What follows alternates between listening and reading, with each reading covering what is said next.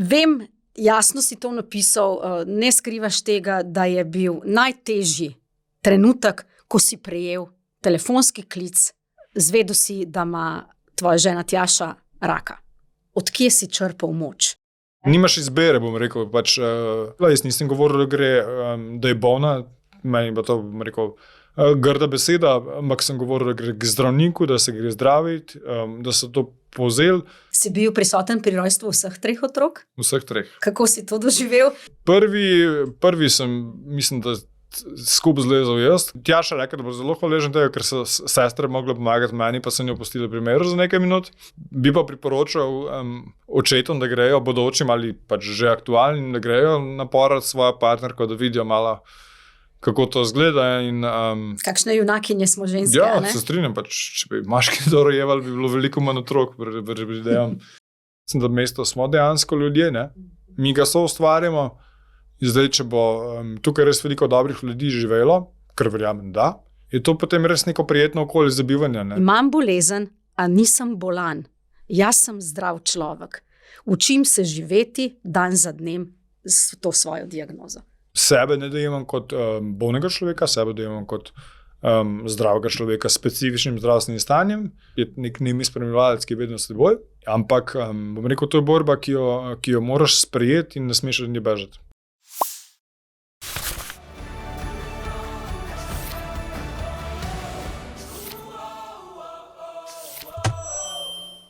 Lepo pozdravljeni v podcastu Dolenjskega lista. V njem gostimo izjemne posameznike in posameznice iz naše regije, ki nas navdušujejo s svojim delom, znanjem, talenti, pa tudi z izjemnimi življenjskimi zgodbami in puščajo pečat v širši družbi.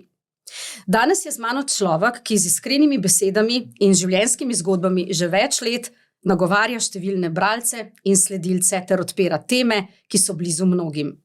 A hkrati je eden redkih, ki brez zadržkov govori in piše o najbolj bridkih življenjskih izkušnjah.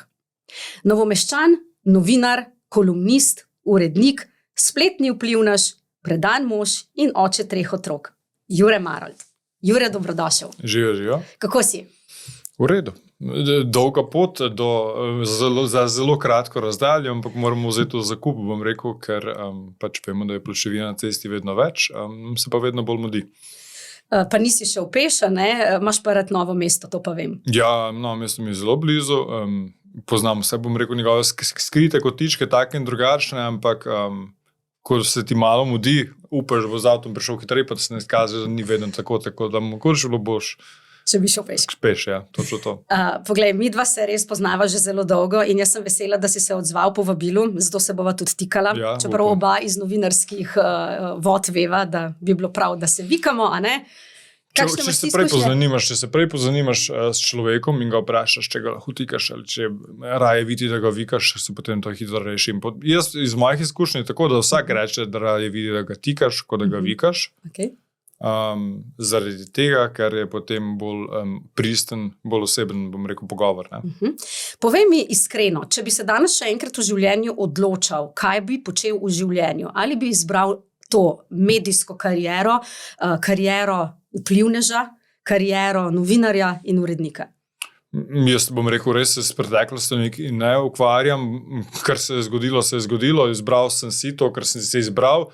Še konec, bom rekel, srednje šole nisem vedel, v katero smer bom šel, ampak mislim, da bi šel isto, kar pač mi ustreza. Jaz sem čisto iskren, tako da znam si organizirati čas, znam si postaviti neke prioritete na prvo mesto, kar pri meni ponovadi služba pač ni, saj ne v vseh instancah in potem nekako se da speljati, tako da če bi lahko izbiral, bi še kar znal isto zgodbo. A si ti že kot mali otrok rad pisal?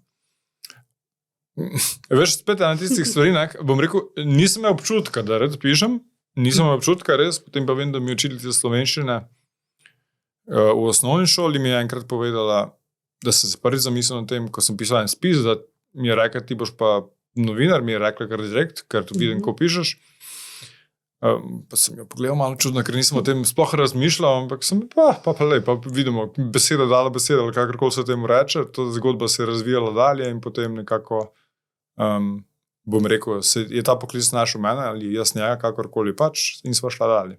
A verjameš, da imamo v življenju neko poslanstvo, ki se začne kazati že v teh mladostniških letih s temi nekimi našimi talenti, ki jih potem seveda samo še dodatno razvijamo? Jaz mislim, verjamem, da ima vsak človek nek svoj cilj, ki ga lahko doseže v življenju. Verjamem, da moraš v njega veliko vlagati, še posebej, če je visoko leteč. Ne smemo pa nas izteriti vsak neuspeh na tej poti, ker se mi zdi, da je pač, če se na njemu nekaj naučimo, da je to samo neka stopnica, kateri je lahko potem višje, daljše in boljše, tako da ni vsak poraz sploh slab, mislim, da se moramo na njemu samo nekaj naučiti in potem lahko na tem gradimo tudi to, kar smo si zamislili, mogoče, ko smo bili še majhni. Vajen si pisanja, vajen si tega medijskega nastopanja, ni se ti težko izpostaviti pred ljudmi, pa vendar, o katerih stvarih ti je najtežje pisati pa govoriti ali pa kontra, o katerih stvarih to počneš najraje? Zdaj vem, najraje boš rekel o družini, o ljubezni, o vrednotah teh pozitivnih, ampak zagotovo je tudi nekaj, kar je fajn dati ven iz sebe, tudi ko ni vse tako rožnato. Mislim, jaz sem eden tistih, ki verjame, da če poveš, kar te leži, bom rekel, na duši, je lažje ti. Zdaj nekateri pač verjamejo drugo, da če zadržiš v sebi, da se določene stvari ne delijo z drugimi, jim je tako lažje. Jaz sprejemam in eno in drugo, nimam nobenih težav, vsak ve zase, kaj najbolj potrebuje.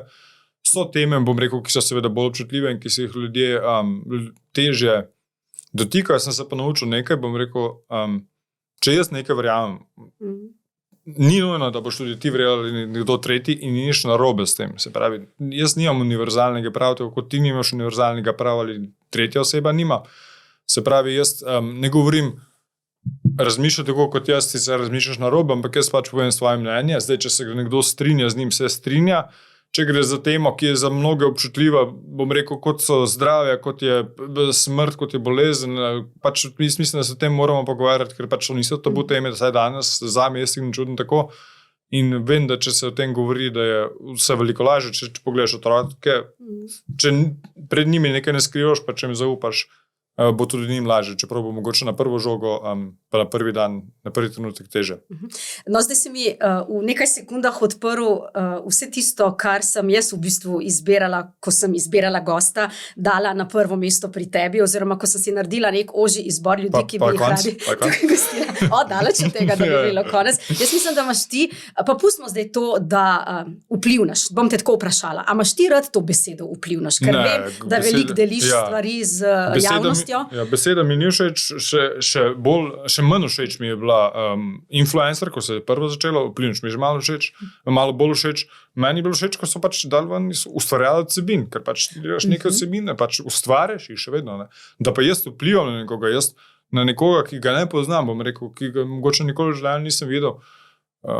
Zakaj bi jaz vplival na on živi svoje življenje, tako jaz živim svoje in se mi zdi, da pač bom rekel, ta beseda, kar prenaša, hočete izpostaviti neko odgovornost, kot da si ti zdaj reklamni oglas, ampak nisi dejansko, jaz verjamem, da verjamem tisto, kar delam, zdaj pa kako bo pa nekdo tretji, bom rekel, to razumel, povzel in kaj bo tega odnesel. Jaz mu lahko nekaj predstavim, ne moram pa vplivati na to, da bo zaradi tega, bom rekel, se njegovo življenje nekaj spremenilo, to mora pač vsak sam, bom rekel, zapeljati v zgodbo.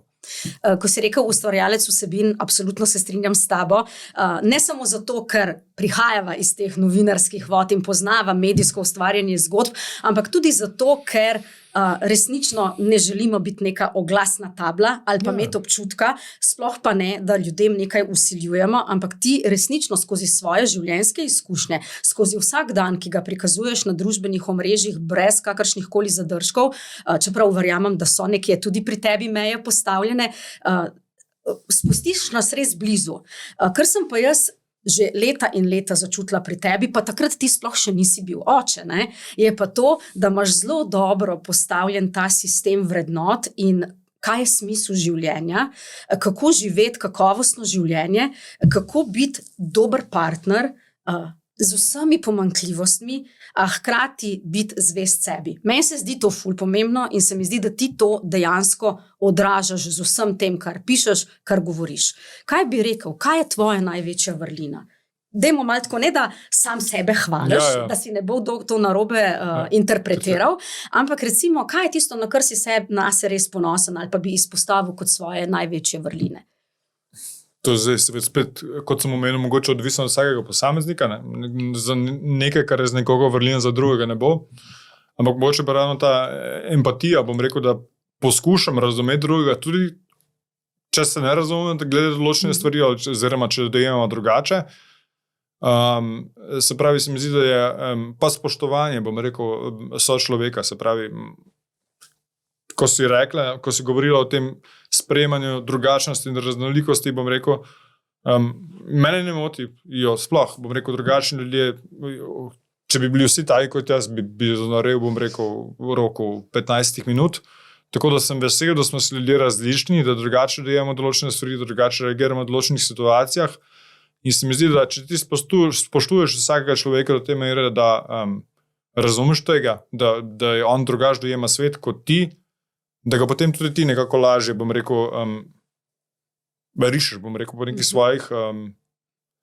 svojih inercijah, tako da zdi se mi, da moramo sprejemati ljudi, da prav to sprejemanje mogoče drugačnosti je nekaj, kar pogosto spregledamo, je pa zelo pomembno. Vrniva se vendarle, ker te neke osnovne vrednote se pridobijo v otroštvu. Kako vzgajati, tudi zdaj, ko si oče 3 otrok, bova se potem malo več dotaknila te tematike očetovske vloge in pomena dobrega partnerskega odnosa in biti zgled. Ampak mene zanima, kaj si ti največ odnesel iz svojega otroštva, ker zgubil pa si svojo mamo pri 18 letih in to je bil mejnik, zagotovo te je dobro zaznamoval, ampak kot otrok, če se malo vrneva v tvoje otroštvo, kakšno je bilo, kaj si počel, česa se najbolj spomniš, v čem si najbolj mogoče užival? Jaz se spomnim to, da smo bili cele dneve na igrišču, ampak smo bili res, bom rekel, med počitnicami, poletnimi, pač od jutra do večera mi smo prišli domov samo jesti, bom rekel, pač zajtrk, kosilo, večerja, to je bilo, ker je zajtrk bižeš doma, ampak potem še na kosilo večerja in to je bilo to. Sicer sem bili po cele dneve zunaj, tega se, bom rekel, iz tega mojega otroštva najbolj spomnim. Jaz bi rekel, da je bilo otroštvo predvsej brezskrbno, se pravi, nismo nobenih eksistencialnih skrbi, vedel sem, kaj lahko si privoščim, česa ne. Bom rekel, so bili, bom rekel, te najstniški vzponi in padci, kot so pri vsakem, bom rekel, mladem, ampak se mi zdi, da se je zgodba peljala kar lepo, vedno sem imel, bom rekel, podporo, tudi od bližnjih, pač to, da sem ostal seveda brez mame, je bilo, bom rekel, velik šok, ki je mogoče šele kasneje prišel za mano, ampak to zaznamuje mladega človeka sploh, še posebej v obdobju, ko iščeš, bom rekel, svoje mesto pod soncem, ker najstnik ga išče, ampak sem mogel nekako čez to, najprej pri sebi, da sem potem lahko sprejel, bom rekel, bliže tudi druge. Zdaj, kadar se zgodi smrt v družini, ponavadi takoj dobijo neko psihoterapevtsko pomoč. Se ti kdaj spomniš tega, si tudi ti imel kdaj takrat, ne vem, kako je bilo to takrat, ko si ti bil 18 let star, pa si doživljal to smrt mame? Mislim, jaz o tem sploh, bom rekel, nisem razmišljal, niti nisem pomislil na to, tako da psihoterapevtska pomoč, čakaj ti pa, da si lahko kaj prebral, kakšno knjigo, če si imel željo potem, predvsem pa si moral, bom rekel, razčistiti najprej pri sebi, zakaj in kako se je to zgodilo in kakšna bo situacija naprej. Če si nekako sprejel dano situacijo, brez obžalovanja, bom rekel, brez tega, da kriviš samega sebe, to se mi zdi tudi zelo pomembno, je potem nekako lažje, ampak pač to pa vzame, bom rekel, svoj čas, tako da jaz razumem, da se je to vleklo, bom rekel, nekaj let, ker je pač to zadeva, ki si zasluži, bom rekel, tudi tvoja pozornost, nekaj let in še več se je v življenju, bom rekel. Takrat si pa že poznal Tjašo, svojo ženo, ja, že. Leto prej smo se spoznali, mislim, da 17, ko se spoznala, bom rekel, pobliže. Ok, imela sem v mislih namreč zaradi tega, ker izguba pomembne ženske v življenju je zagotovo težka, ampak če imaš nekoga zraven, kako ti je bilo, ne vem, mogoče ne bi se rada vračala preveč v preteklost, želela bi edino to neko sporočilo, ki bi ga ti lahko dal ki ga daješ pravzaprav skozi svoje objave, ker vem, kako velikokrat, ko je obletnica, napišeš kakšno dobro objavo v zvezi s tem, niti težko govoriti o tem, tudi čustva pokažeš.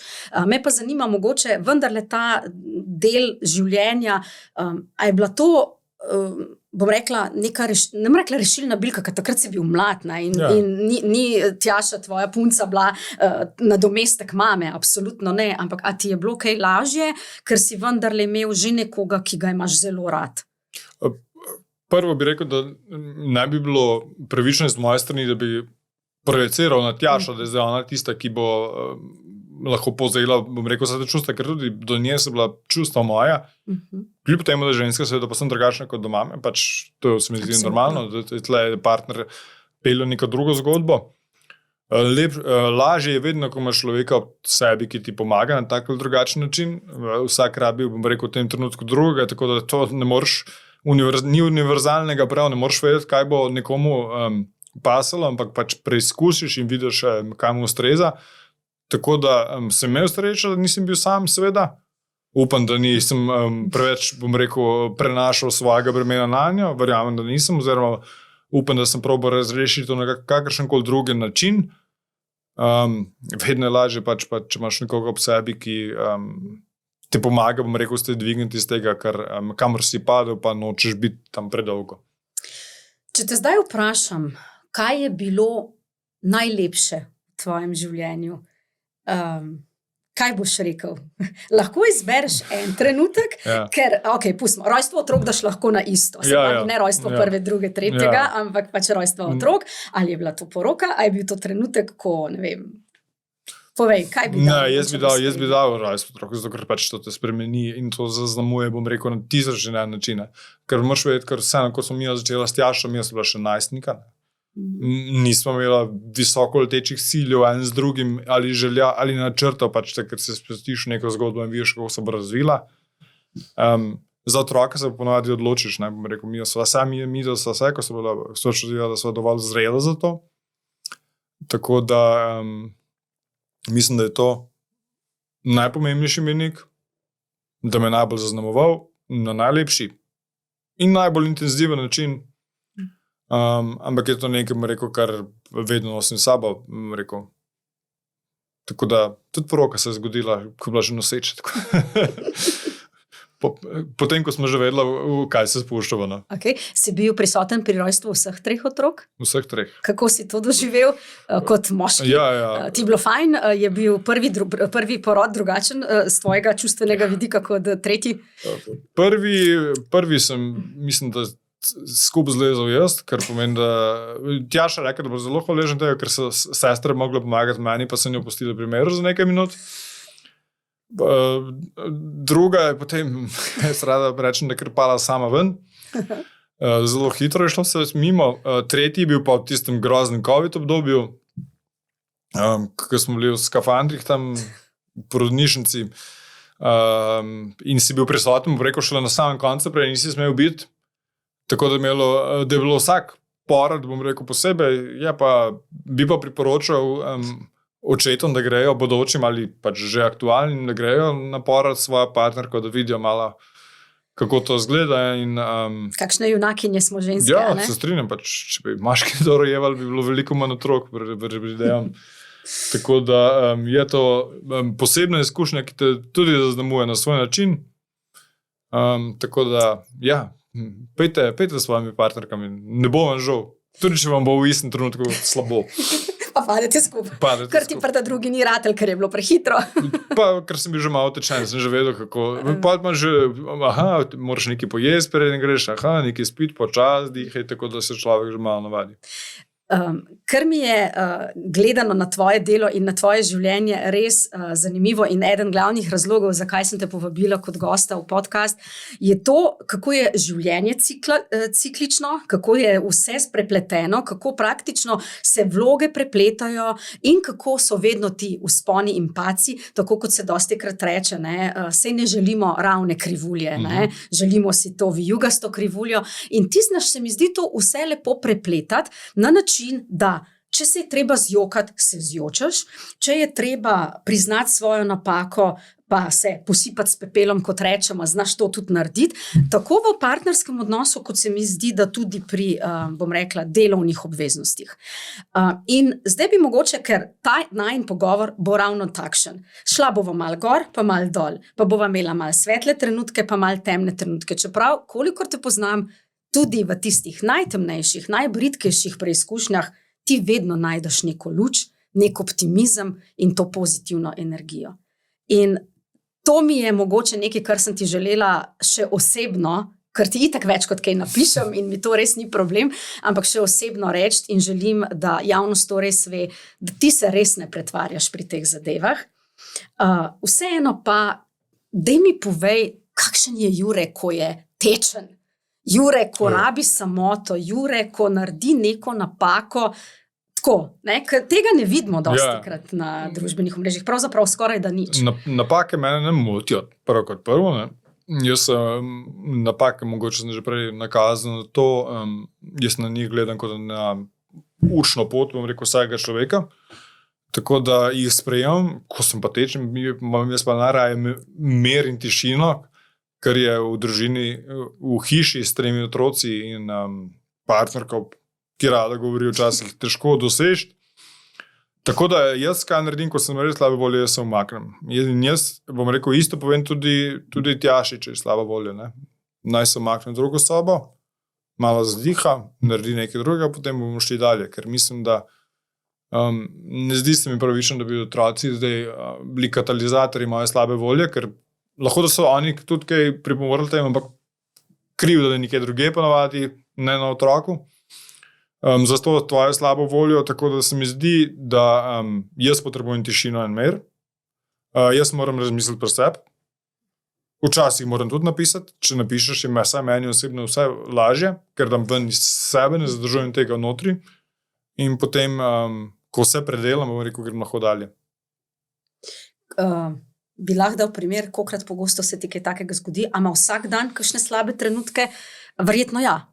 Ja in ne bi rekel, zdaj, mislim, imaš dneve, ko se jih več nabere, jaz nisem tak, da zadržujem vse, jaz sproti povem, ne? Če mene kaj zmoti, bom rekel, jaz vedno sproti povem, tako da težko bi, ampak jaz, če rečem, ne vem, otrokov pospravi oblačila za sabo, pa če to na glas povem, jaz to ne štejem si kot slab trenutek, jaz si to štejem kot trenutek vsakodnevni, tako da... In del očetovske vloge pravzaprav, ne? Ja, okej, neka vzgoja, bom rekel, neki so pač deležni tak ali drugačen način, ne? Zdaj pa, koliko pogosto se pa, da res čutim, da je preveč vsega, najbolj čutim po moje po noči, ko greš spat, pa imaš polno glavo vsega, pa razmišljaš, ampak takrat razčistim pri sebi. Življenje pred otroki in življenje z otroki je 360 stopinj, ali pa še več, koliko je ta vrtinec, koliko se vse spremeni. Jaz se spomnim tvojih zapisov, še na enem od mojih nekdanjih spletnih portalov sva jih objavljala peskovnik, ne? A imaš še arhiv na spletni strani? Imaš, ne? Na Ljubki nesmisel si dal arhiv gor, če se ne motim, ne?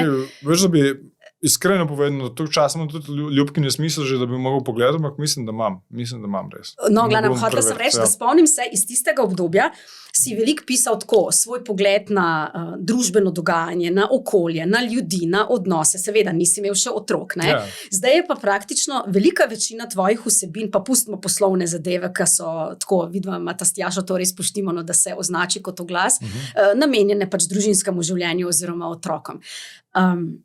In zdaj, ko sem rekla, da je pač velika razlika oziroma da je popolnoma drugačno življenje, vendarle pa ostajaš zvest sebi.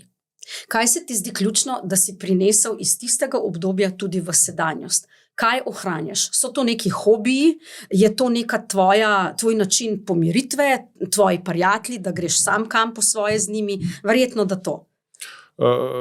Pri meni so zelo pomembni sprehodi, ne glede na njihovo družino, ki se jih redno pozbožujem in se jih vedno sem.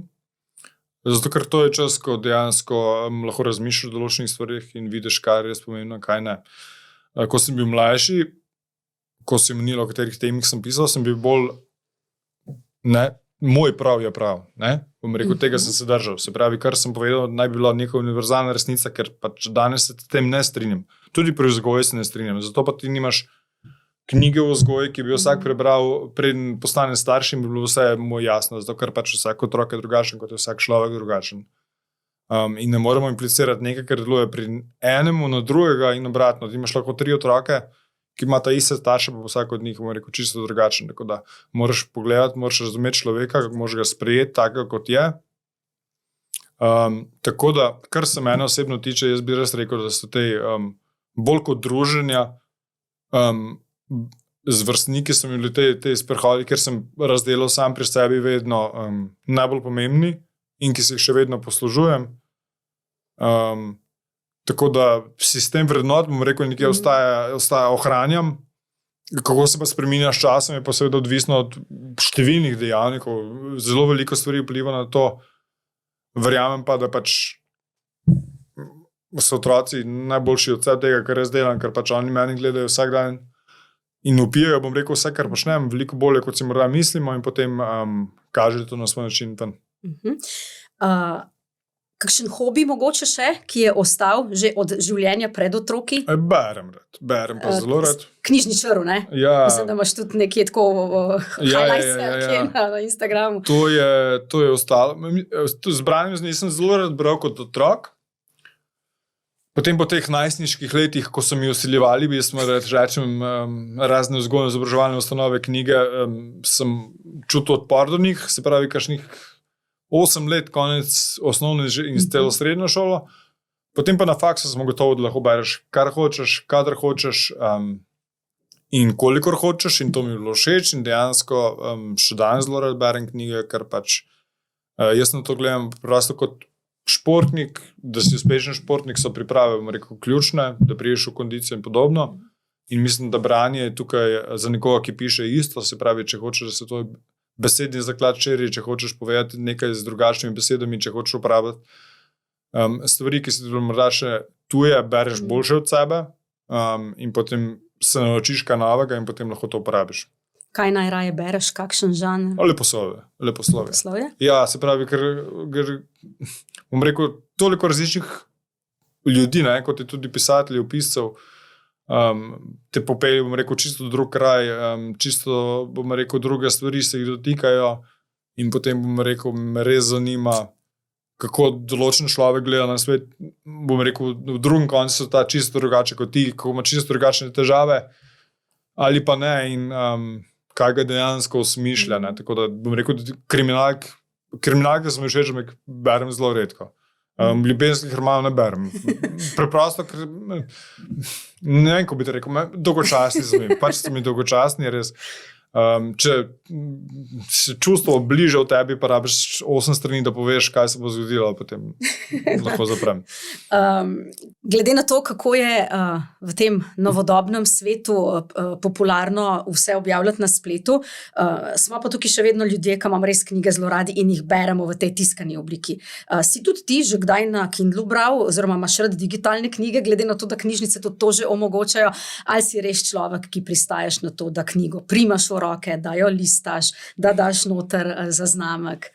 Ne, jaz sem rekel, vseh teh spletnih, novodobnih načinov branja ne uporabljam nikakršnega. Jaz imam izredno rad knjigo, ki še zavita v tist grozen celofan, ki ga odviješ, ker ima potem poseben von, tako da zdi se mi, da te potem spusti nekdo bliže k sebi. In se prav veselim tega, kaj bom lahko bral, tako da vedno prelistam najprej, vedno se najprej pogledam, da vidim, kakšno ima strukturo dela, ali ima pogosto stavek ali ne, ali uporablja veliko dialoga ali ne, in potem si, bom rekel, začrtam tudi, kako jo bom bral. Berem pa vsakodnevno, jaz preden grem spat, se pač uležem s knjigo in se na tak način, bom rekel, pomirim. V bistvu prešaltaš iz otroške sobe, branja pravljic, ne? To je vaš večerni ritual, pa potem si ti na vrsti še za branje pred spanjem. Tudi za otroke, mislim, se v šoli te vedno opozarja, ko pomembno je branje, bom rekel, za mehna, ne? Tako da jaz sem res bral z njimi, z vsemi tremi, od njihovega rojstva skoraj dalje, bom rekel.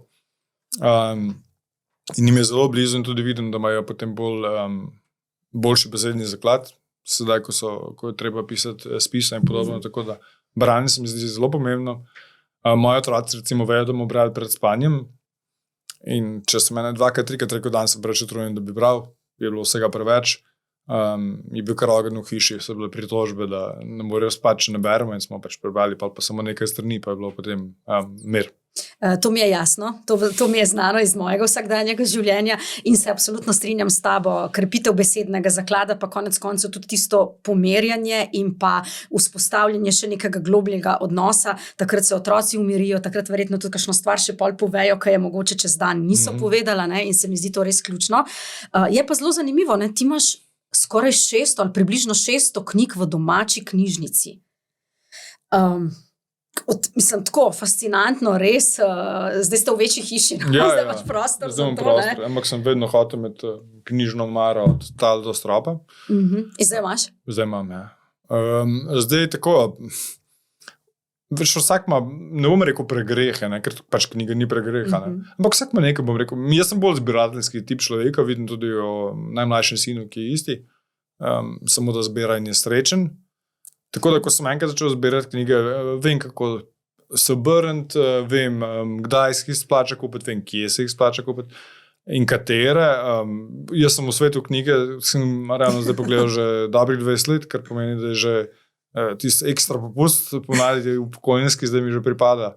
Tako da, veš, vsak ima, se pravi, ne, lahko ne vem, imaš zelo dobre avto, pa boš za avto, jaz pa pač rad zapravim za nekaj drugega, ne, in se tega držim in pač časoma se nabral, se tudi otroških knjig nabralo, ker mi še, če sem otroške knjige še svojega otroštva, bom rekel, ki lahko dam zdaj mojim tamalim, tako da pa skupaj beremo, ne. Če bi mogel zbrati 1 ali 2, katere sta tiste, ko bi jih izpostavil kot svoje najljubše knjige? Govorimo o otroških? Pa te je eno otroško, čeprav imam občutek, da vem, kjer boš rekel, da vidim, če bom ne boš. Ne bom? Pa eno tako, mogoče, ki je tebi blizu zaradi zgodbe ali pa, da se lahko poistovetiš. Sodobna mi je Stoner blizu, glede John Williams, ima tudi mehki vezavi za nekoga, ki mu trda je predraga. Zdaj je stara, bo rekel, že 7 let, ampak mi je bila vedno zelo všeč, sem tudi večkrat bral. Kar se po otroške tiče, mi je bilo Pika Nogavička vedno všeč, če imam še vedno. Ker je bila res, bom rekel, drzna in predrzna, za tisti svoj čas, še posebej, bom rekel. Moramo vedeti, da to je bilo, ali ravno konec druge svetovne vojne, ali takrat se je to dogajalo in v tistem času so bili ljudje še zelo zadržani do vsega, kar se dogaja, potem je prišla pa ena punca, ki si je vse upala, močnejša v vseh, živela je sama, premetavala je stvari okoli sebe. Ne bo hodila v šolo. Ja, točno to ne. In policisti je ne morajo ujeti. Nihče je ni mogel. Tudi očeta je nabunkala, že bilo treba. In ja, mi je bilo iz tega stališča všeč in pač tisto knjigo iz leta 85 imamo še doma, še vedno. Ne. Tisto edicijo oziroma izdajo. Ne? Ja. Zdaj pa glede na to, da tako rad pišeš, a ti je že kdaj, mislim, mogoče ti je že kdo zastavil vprašanje, jaz sem rekla, da te bom tudi vprašala, da bi pa te svoje zapise, ki so v digitalni obliki, ali pa da bi pisal kdaj neko autobiografijo, glede na to, koliko sebe deliš s svetom v digitalni obliki, bi to kdaj dal v knjigo, si kdaj pomislil na kaj takega? Iskreno, bom rekel, nisem preveč razmišljal o tem, ker pa mogoče ravno zato, ko sem omenila, danes je to tako preprosto, jaz se spomnim večer nekaj, da bom napisal, pa objavim čez 3 ure, lahko bom rekel, veš, ali pa čez 15 minut, odvisno koliko časa ti nekaj vzame. Kar se pa same autobiografije tiče, ali pa biografije ali kaj podobnega, pa to stvar, ki mora načetnega do ruke, jaz verjamem, jaz ne moram sam reči, moje življenje je pa res tako posebno, da moram o njem pisati, ker pač moje življenje je posebno zame. No, jaz ti rečem, evo. Ja, zame. Da je pa za koga drugega, je pa spet, bom rekel, mora pa kakšna založba s kakšnim tem pristopiti do mene in predstaviti, zakaj in kako. In potem se lahko pogovarjamo, prej pa ne. Zato, ker ti vidiš v tem neko večjo sporočilnost, ne samo, tole bo pa knjiga o meni in jaz se bom pohvalil, da knjigo imam, ampak verjetno želiš, da bi s knjigo dejansko lahko dal svetu neko sporočilo dodatno. Ja, prosto knjiga sem zato, da je knjiga, nima smisla, bom rekel, nisi nič naredil s tem.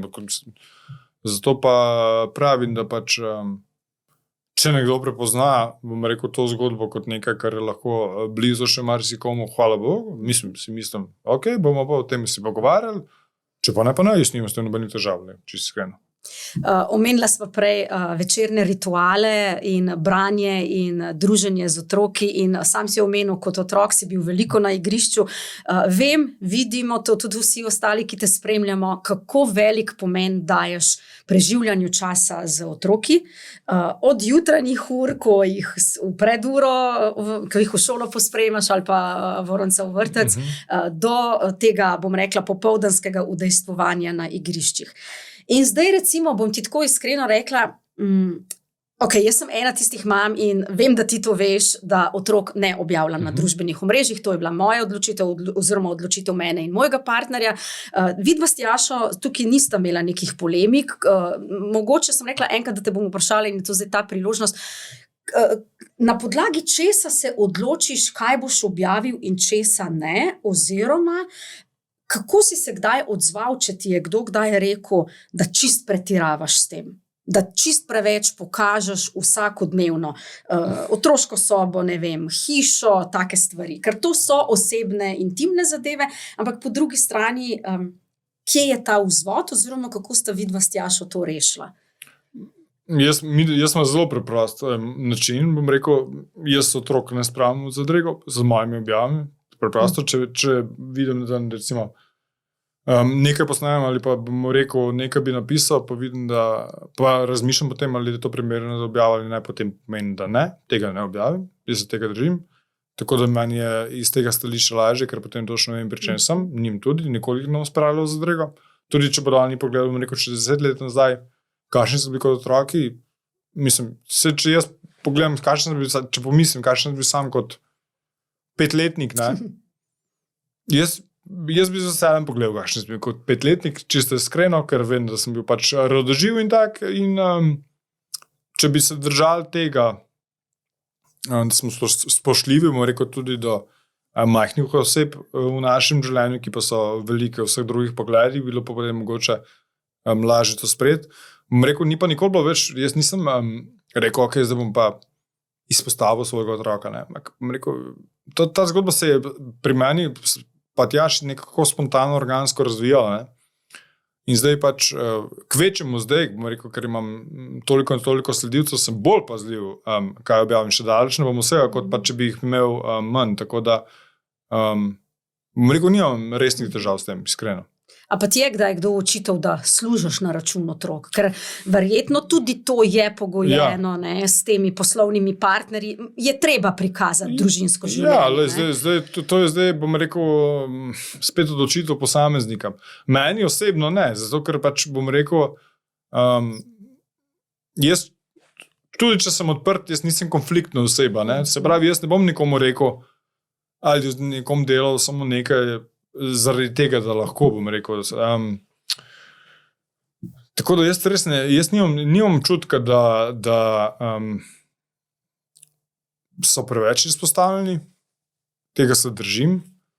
Imam pa rad, jaz hočem pokazati, da imam rad svoje življenje in pač ljudi, ki ga so ustvarjajo in ki so mi v danem trenutku najpomembnejši. In v danem trenutku mi je z naskokom najpomembnejša družina, ki se jo trudim po najboljših močeh za otroke, seveda Tjaša je svoja zgodba, ona pele svoje življenje, ker je pač odraslen samostojen človek, ki ima svoja pravila, ki jih moram spoštovati. To je del partnerstva. Otroci bodo pa na meni videli, če bom jaz dober zgled, bodo potem, bom rekel, isto nekako izražali tudi kasneje v svojih življenjih in isto pričakovali mogoče od svojih prihodnjih partnerjev, staršev, kakorkoli. Vem, da si pred kratkim nekje sem zasledila tudi to objavo vezano na te dileme, ki so zdaj, ne, kdaj otrok dobi pameten telefon oziroma ali je primerno, da ga dobi ali ne. Kako imate pri vas urejeno z, ne vem, količina telefona, gledanja risank, vem, da ste zelo veliko zunaj, to sem že povedala in to je tudi videti. Po zimi je teže, ker je tako vreme, ampak se pa veliko kartamo. Mi imamo pač pametnih telefonov, otroci nimajo.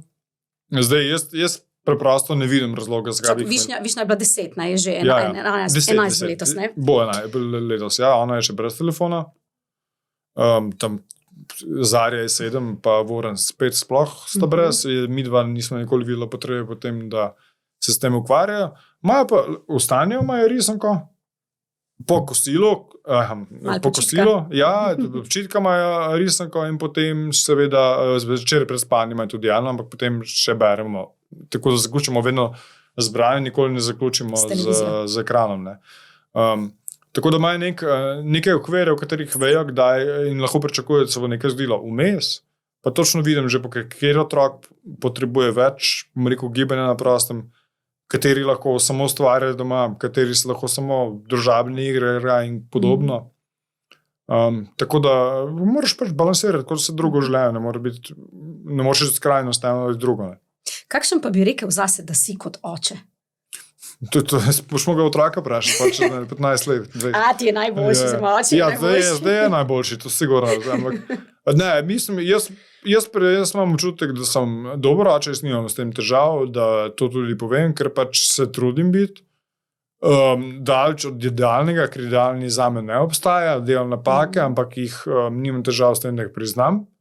Tudi, če se skregamo kdaj z otrokom, predvsem mogoče tukaj samo zvečja, ker smo že najdeli skupaj, ji bom povedal, da je bila pač nekaj moja napaka in upam, da ne bom ponovil, da se lahko pa zgodi in jaz si pač hočem povedati, tudi če se skrega z bratom ali sestro, da pač ti imaš lahko slab trenutek, ker ga ima vsak od nas, ampak to ne pomeni, da si slab človek, se pravi, slab trenutek, slab dan se zgodi vsakemu, važno je, kaj se iz tega naučiš in kako potem, bom rekel, to implementiraš na svoje naslednje odločitve. Ker vsi delamo napake in se na napake učimo. Ja.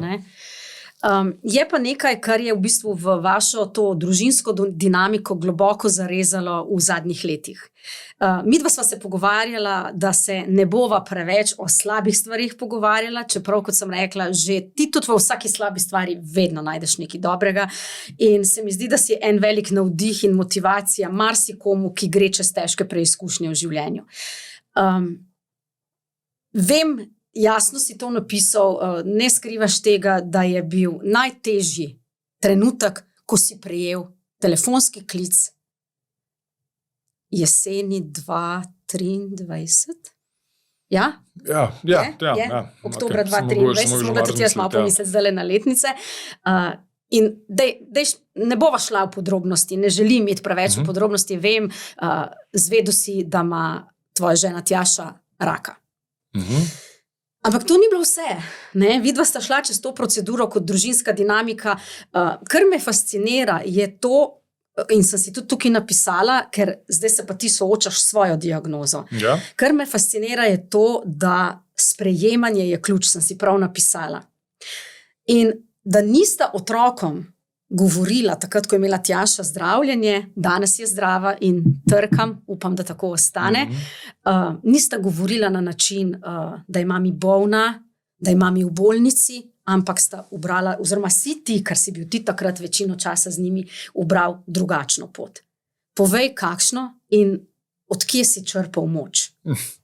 Mislim, črpaš moč, bom rekel, to je dobro vprašanje. Ne vem, kje črpaš moč, bom rekel, preprosto.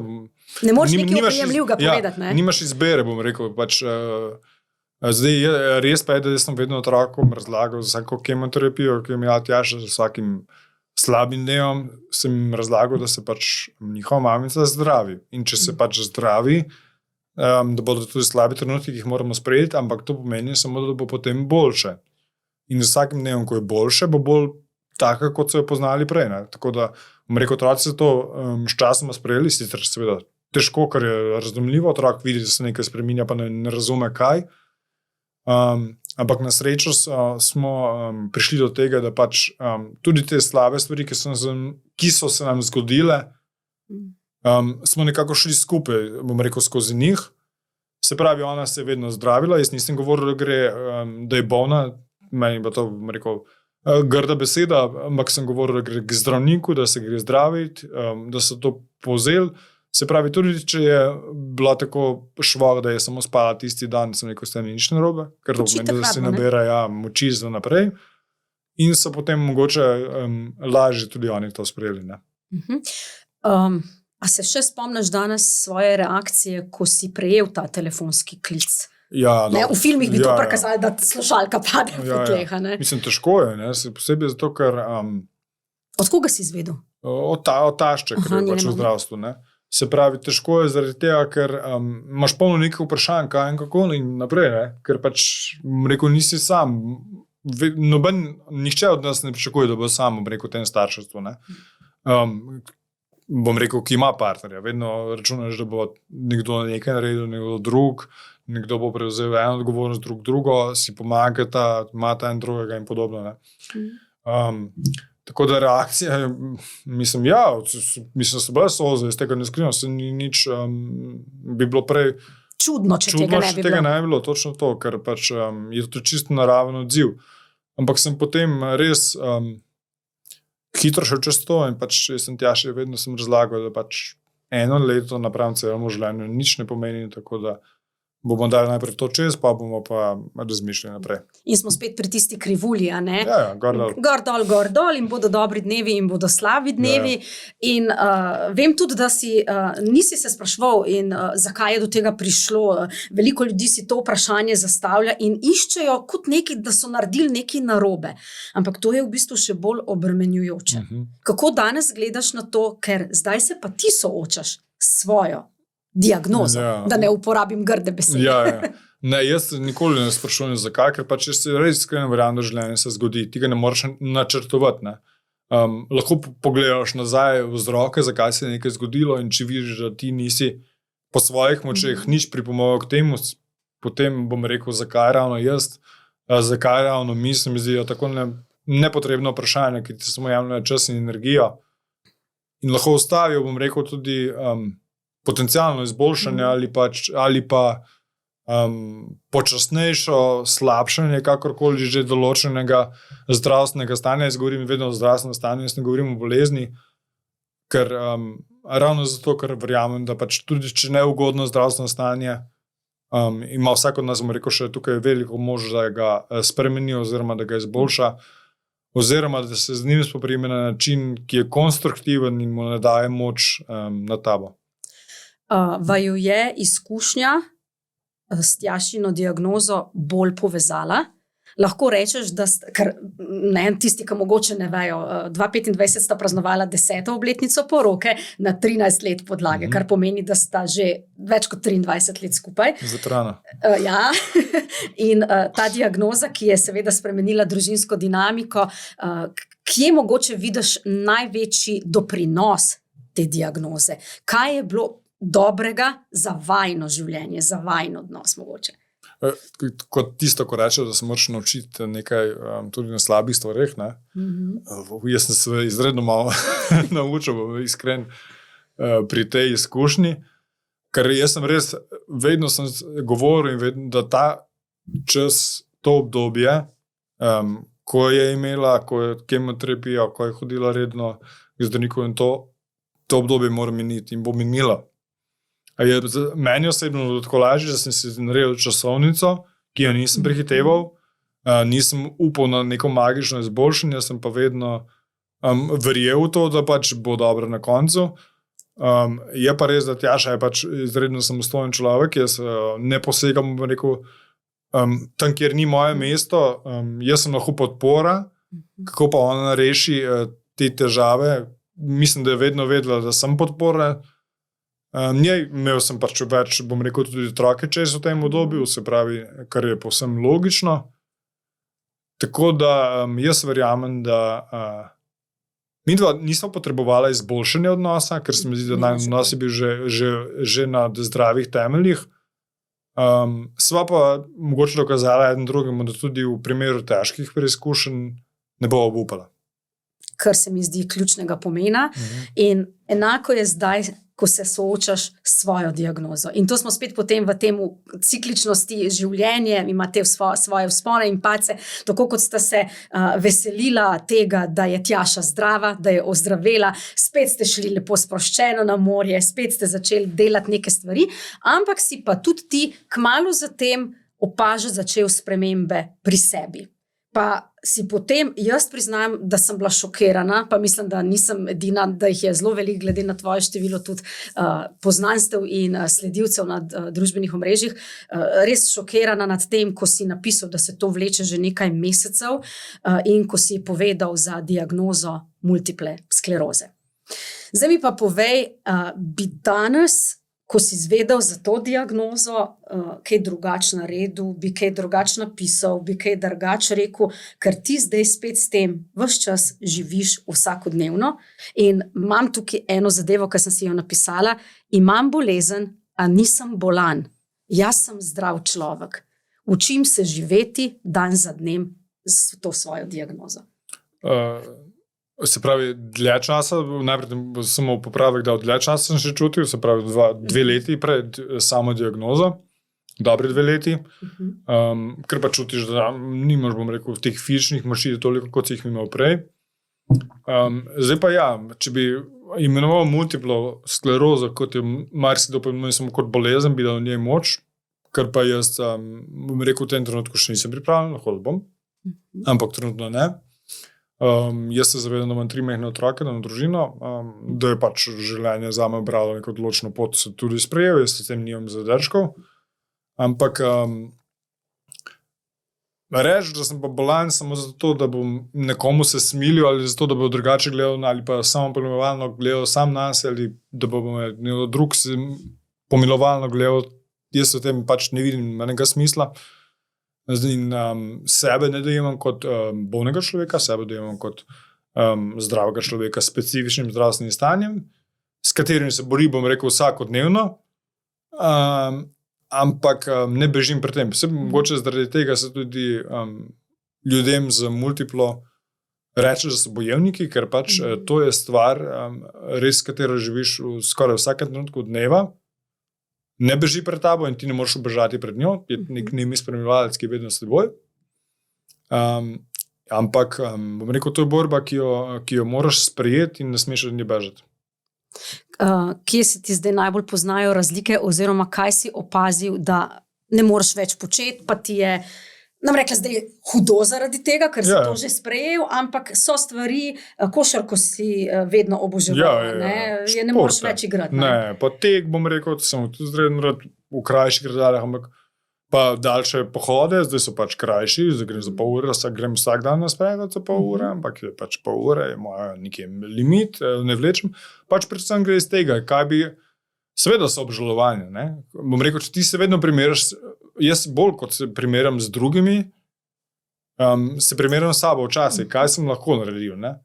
Ampak po drugi strani imaš potem mogoče malo slabo vest, da otrokom ne moreš sebe 100%, ne. Je pa res, da pač lahko dam pa na drugih področjih več. Ne bom rekel, da kompenziram, ampak jim dajem na nekaterih toliko, se mi zdi, da potem tudi še so pri katerih prikašnih, če ne morem se iti zloviti z njimi za dalj časa, bom prinesel notri. No, tukaj me mogoče konkretno zanima, mogoče, če bi se jaz znašla v takšni situaciji ali pa nekdo, ki nas zdaj posluša oziroma gleda, na kakšen način ste pa doma to diagnozo otrokom predstavili? Oziroma, kako se znajdeš, ko ti otrok teži tisto simpatično otroško teženje, dej ati, dej mami, dej to, dejmo še, pa ne gre. Ja. A oni vejo? Na tak način zdaj, seveda, Višnjak najstarejša sem mi povedal, takoj, ko sem zvedel, da bo določene situacije treba malo bolj umerjeno vzeti, to nekako sprejeti, ta mala dva sta pa še tu, jaz sem pravim, ta mala dva sta še mehna, 7 pa 5, da mogoče ne veste še, ampak jaz še vedno pravim, jaz sem mogoče res se ne morem poditi za njimi, ne? In vem, da mlajši sin bi to z veseljem počel z mano, ampak še vedno lahko počnem toliko stvari, da in jih, ne samo da je lahko, in jih počnem, da se mi zdi, da sta srečna, da se družimo na tak način mogoče, zaradi tega, ker imam to diagnozo in ker ne vem, kako se bo razvijala, počnem še več stvari z njimi, zaradi tega, ker dokler lahko in pod mojimi pogoji nekaj počnem, in to počel koliko dolgo bom lahko, bom rekel. Tukaj se mi zdi, da potem, ko pride do takšnih okoliščin v življenju, postanemo še toliko bolj pozorni na to živeti tu in zdaj. Se strinjaš s tem? Ja, mislim, v življenju trenutku, bom rekel, še posebej pri moji diagnozi, bom rekel, ključnega pomena, ker res prihodnosti ne moreš načrtovati, ne. Ti lahko imaš neke želje, bom rekel, neko vizijo, kako se bo razvijalo, ampak to pa ne moreš vedeti. Tako da in potem, ko razmišljaš, kaj je res pomembno v življenju, ugotoviš, da so res pomembne mogoče te vsakodnevne malenkosti, ki jih ne smejo spregledati. In da pač že to, če se večer vsi smejimo neki totalni, brezvezni bedariji za marsikoga, pomeni, da bi dan lep in dober, lahko da bi bil pa 100% zdrav, bom rekel, nič mi ne bi bilo falilo, pa bi cel dnev samo delal, pa bi prišel domov, pa bi bil utrujen, pa ne bi imel volje, časa, energije, da bi preživel z otrokom. Pa ne vem, če je to boljši način. No. Ravno sem hotela reči, idealno življenje, mislim, kje pa je, sega ni, ne? Lahko si naredimo čudovit vsak dan, idealnega življenja pa ni. In tako, ko si dal zelo dober primer, lahko bi bili pa vsi zdravi, pa otroci sploh ne bi imeli očeta tu prisotnega, ker bi cele dneve delal, ker bi bil nek karierist, ne vem, mogoče bi mastne denarje nosil domov, pa se ne bi rabo ukvarjati z mesečnim družinskim budžetom in stanjem na računu, ampak po drugi strani ne bi bilo tega kakovostnega preživljanja prostega časa, ki se mi zdi, da je to tudi en del tebe in pred otroki in zdaj, takrat si bil več, pa sta s Tjašo, pa si s prijatelji, pa druženja, pa tako naprej. Vem, da tudi ful rad plešaš, tudi to je ena od stvari, ki je verjetno zdaj več ne moreš. Ne, mislim, še vedno ne, ples je bil tako, rad sem plesal predvsem sam s sabo, ker sem se tako najbolje počutil. Muzika doma, pa plešaš v stanovanju. Smo bo pa malo s Tjašo, ampak vidim, starejša hči se s plesom ukvarja že 7 let, pa vidim, da tem resnično živo, tako da meni je to super. Imaš sveto obžalovanje, pač, ker ti si, bom rekel, fizično omejen, tak ali drugačen način. Nekaj ne moreš početi, ampak še vedno pa lahko počneš veliko stvari, ki jih mogoče drug sploh ne pomisli na njih, da so pomembne zate osebno in za, bom rekel, vse tiste, ki so v tvojem bližnjem krogu, s katerimi preživljaš vsak dan. Vem, da si zaprisežen Novomeščan, da velikokrat poudarjaš te naše lepe kotičke, znaš biti pa tudi kritičen. Ne? Sicer si urednik občinskega glasila, ne? Kjer pa znaš, bom rekla, biti toliko kritičen v smislu te novinarske etike, da verjetno, če je kdaj kaj narobe, znaš to tudi povedati, pa najdete v teh nekih slabih stvareh tudi pozitivne. Mogoče zdaj te bom postavila pred en tak izziv, kaj v Novem mestu bi ti spremenil, naredil lepše, naredil drugače, boljše, ne vem, če bi imel čarobno palčko. Sej ne zdaj tako, ne, da si župan ali pa neka pomembna funkcija v mestu z bančnim računom, z veliko nulami, ampak tako, Prva stvar, ko smo imeli že zjutraj, se pravi, 23 minut od Drske do Bršljina, ki bi jih v dobrem sicer potreboval v kakršnemkoli drugem dnevu, delu dneva, verjetno dobrih 5. Tako da, ampak spet tisto, ne stremimo po idealnemu. Ne? Se pravi, če bi jaz želel spreminjati nekaj na mojem mestu, bi imela ti, bom rekel, druge želje, druge poglede in potem bi se tukaj že krešila, tako da zdaj, jaz ne verjamem, da mesto potrebuje vedno več ali vedno boljše, ampak mislim, da mesto smo dejansko ljudje, ne? Mi ga soustvarjamo. Zdaj, če bo tukaj res veliko dobrih ljudi živelo, kar verjamem, da, je to potem res neko prijetno okolje za bivanje. Ne? Zdaj pa nikoli pa ne bo idealno. Zdaj, kaj bi pa stremil po idealnem? Lahko da, če bi bilo idealno, bi bili mi prehitro zadovoljni, z vsemi bi preprosto nekaj pozabili. Tako da lahko bi bilo boljše prometne povezave, se strinjam, zakaj pa ne, lahko bi, se pravim, bila kakšna obvoznica za več, lahko bi bilo to, lahko bi bilo ono, lahko bi imeli športno dvorano, ne. Mislim, želja je 1000, ampak zdaj pa, da bi... Pa sej bomo, ne, daj bodimo optimisti, ne. Ja, bomo, ja, kdaj? Ne vem, pusto se to, ampak bomo, ne. To je to, kot tretja razvojna os. A veš, ko boš dedek?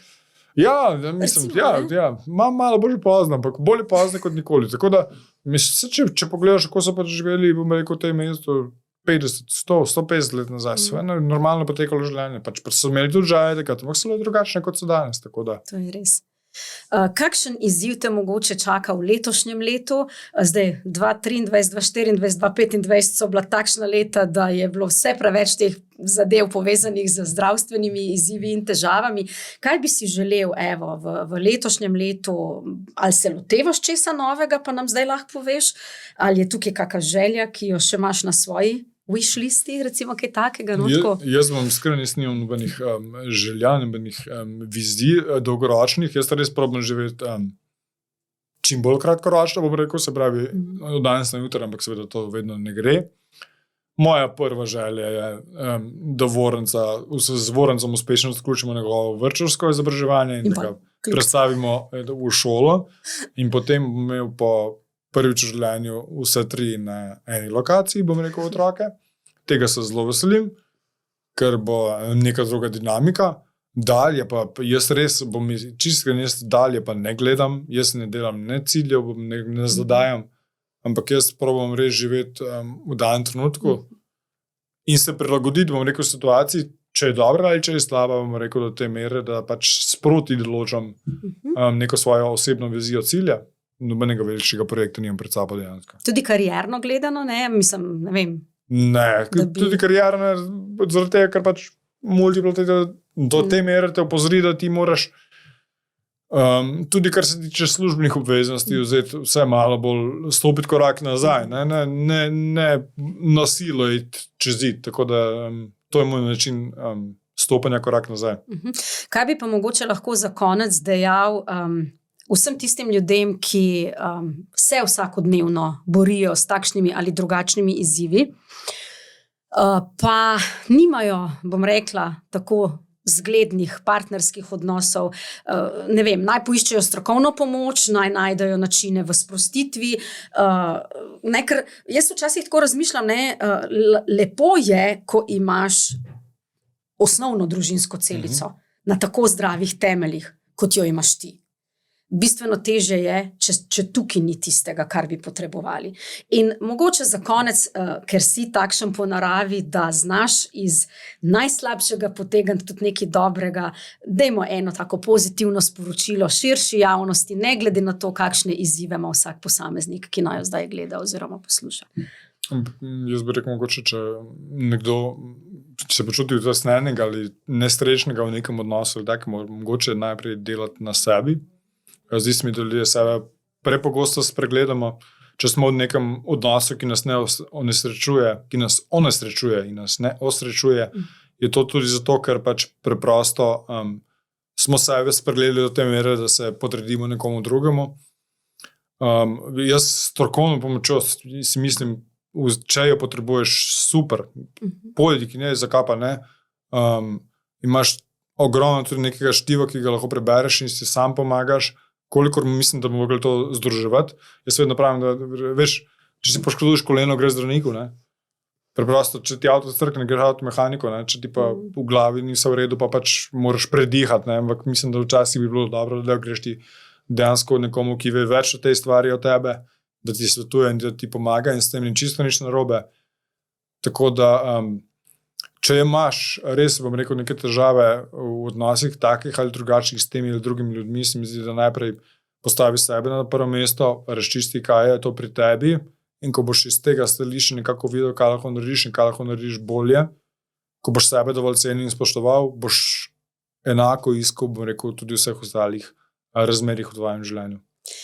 Jure, hvala ti za tak lep zaključek in cel kup spletenih, inspirativnih misli, motivacijskih, konec koncev tudi. Hvala, ker deliš svoje življenje z nami na takšen način, ne glede na to, a se zdaj strinjava v vseh pogledih ali ne. Upam, da ne. Ne, se ne. Jaz otrok še vedno ne bom objavljala na družbenih omrežjih, pa bi mogoče kaj zaslužila s tem lahko dodatno, glede na, bom rekla, aktivnost mojih deklic, ampak ja, bi pa vseeno rada rekla za konec, kar si vsi želimo na tem svetu je biti dober do sebe in dober do drugih in stremeti k temu, da imamo vsak dan dovolj priložnosti za uspeh. Hvala ti, ker si vzel čas in širi to svojo energijo in življenjske lekcije in spoznanja z nami še naprej. Hvala tebi.